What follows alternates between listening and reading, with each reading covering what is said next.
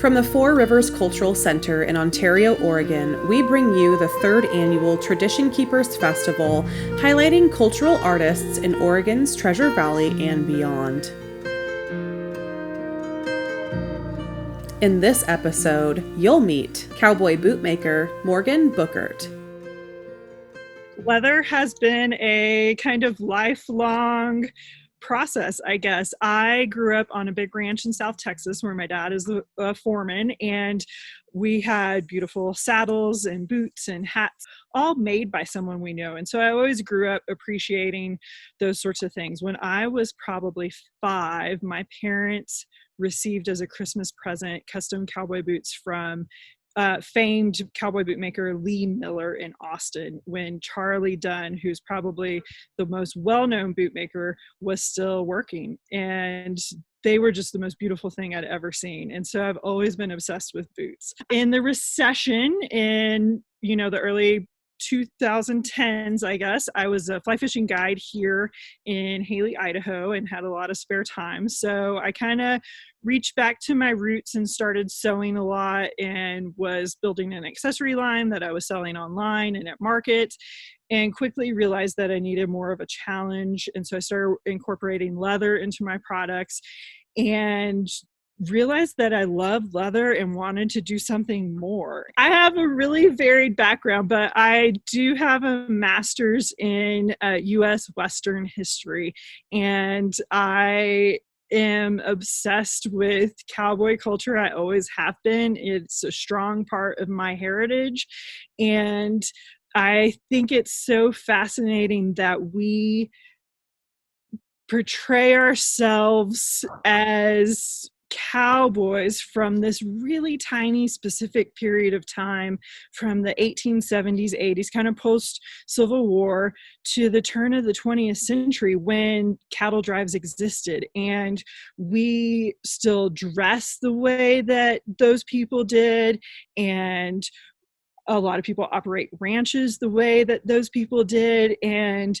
for whatever reason, I think the freedom associated with that time and industry has just really stuck with us, and we'll be living it out forever.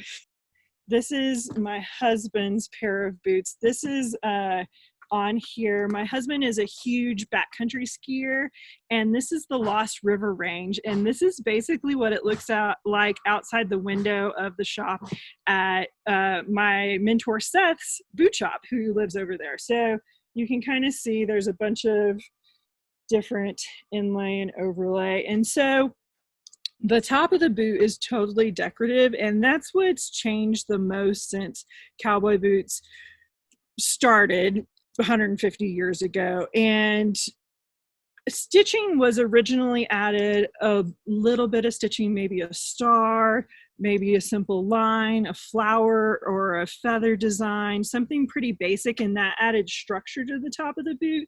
And then once people started being creative, it's been just a wild explosion for 100 years. And some bootmakers really focus on these really wild patterns, which is something I'm really drawn to, and some like the really traditional stitching patterns, which is really important in understanding the history of bootmaking.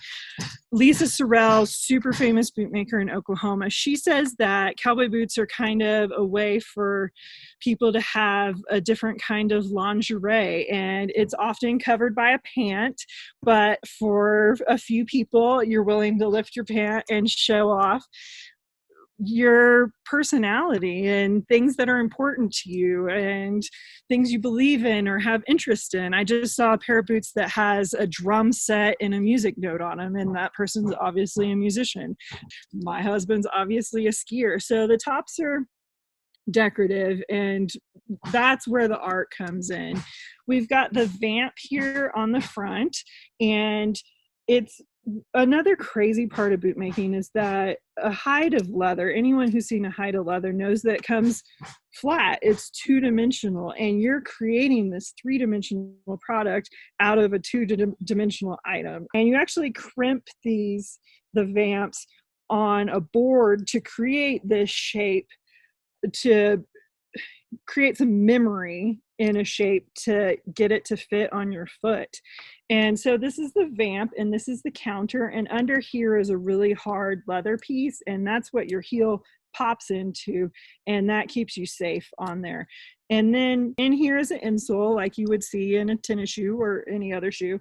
And then you last the vamp and the counter over a shoe last. So it's a plastic or wooden form that's generally in the shape of your foot, and those can be adjusted for any size of person. And as a boot maker, it's super important to create a custom fit. I will adjust a last according to the measurements that I take. After the boot is lasted, you actually sew this upper part on underneath. You can't ever see these stitches unless you rip the boot apart to create this little strip on the top that's called the welt, and that's what you sew the sole to. And that's when you can tell that a pair of boots or shoes is well made, is if it has a welt, because the welt allows you to replace the soles really easily, because I can just rip all these stitches out, pull this sole off, put another sole on, sew it back on, and you're good to go again. And that's where custom boots, you can normally get 3, maybe 4 resoles out of a pair of boots. My first pair of custom boots that I received when I graduated from high school, I've had for almost 20 years, and I'll have them the rest of my life. They'll always work, they're always in style, and I can fix them as needed. And that's what you're paying for when you're investing in a pair of boots. So you've got the sole on. Another really cool thing specific to boot making only are pegs, which you can kind of see through the die on here. And so I've got 2 lines of lemon wood pegs in the sole, and so that I poke a hole with an awl, and then I pound this little peg in, and using wood instead of metal allows it to expand and contract with heat and moisture, which of course you're going to experience whenever you're wearing them anywhere, whether it's, you know, on the ranch during a hurricane or to the movies. And another thing I missed within the boot, inside the boot has so many cool things that you never get to see. And I love writing special messages for my customers in there. And just it's a little hidden piece of myself that I can share with someone in there. Also in here is a shank, and shanks can be made out of a variety of different things, and most off-the-shelf shoes don't come with shanks, and I think that's a real detriment to people's bodies to not have that. So the shanks that I use are 40 penny nails, which are about yay long, and you pound the ends flat, and so it creates, you know, kind of like a pin, but it would be flattened out on either end. And then you pound that into the shape of the person's arch to provide arch support. It would also, if you are wearing a boot riding, a boot sole would often break right here because of the pressure of the stirrup, and with the shank you don't have that, and I really love that. And after wearing boots probably 80% of the time with a shank, I have a really hard time going to a soft shoe without one.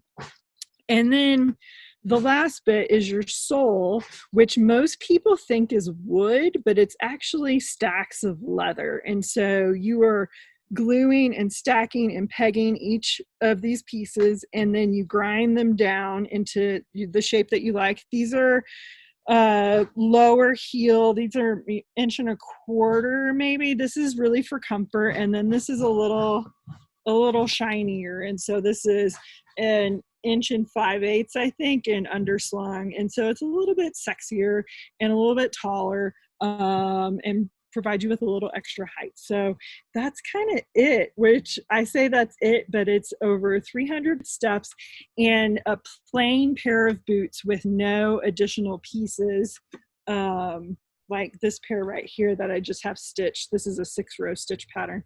These are 58 pieces that have to come together to create a 3-dimensional product, and I love that. Every single person I have measured is wearing the wrong pair of off the shelf shoes. Shoes that fit people don't exist. And especially folks with foot problems, and really everyone should have at least one pair of custom shoes, and it is a life changer. And I live in a mountain town, which is not very Western. It's probably the least Western mountain town. Cowboy dress is not really a thing here in Sun Valley, Idaho, but it's who I am and it's how I dress. And people know me as the lady who always wears boots. And I am absolutely not afraid to hide the beautiful things that I have, that I know the artist who made them. I know where the materials came from. I believe in fewer and higher quality pieces that I can have for the rest of my life, and really share the work of an artist on my body. So I totally embrace it, but I haven't always. Bootmakers have to be the nerdiest people I have ever met in my life. I am blown away by the varied interests and intelligence of all of the bootmakers I know. Bootmaking is a lifelong learning process. It's like learning to fly fish or playing golf or any other sort of lifelong pursuit, and that there's always something to do better. There's always something to learn. There's always a new way to pattern or cut something or sew. It's just, it really attracts an interesting group of people, I guess, is what I can say. And that's why I love it, is the art and the science coming together to create something really special. In Idaho, I am forever thankful for Stephen Hatcher and his contributions to the folk art community. And he organizes a group of Western gear makers every year, kind of specializing on something specific. And last year he brought together women gear makers throughout the state for the Idaho Cowgirl Congress. And there are saddle makers, tack makers, writers, painters, textile artists, silversmiths, hat maker, boot maker, a little bit of everything. And he thought that us all being women in a traditionally male dominated field would be a great opportunity for us. And he was totally right. We bonded immediately over all of our problems and life experiences and our art. And we have gotten together several times since then. We have an online Facebook group where we can communicate and ask questions. Where do you find this product? What do you think about attending this art show? That kind of stuff. And we'd really love to be a platform for women as gear makers, which is almost everyone I know who is getting into some sort of Western art these days is a woman. This really decorative, shiny cowboy boot that you think of Roy Rogers wearing, it came into existence through Hollywood, not necessarily through working on a ranch. And that's just as important of a cultural heritage to me than a working ranch boot.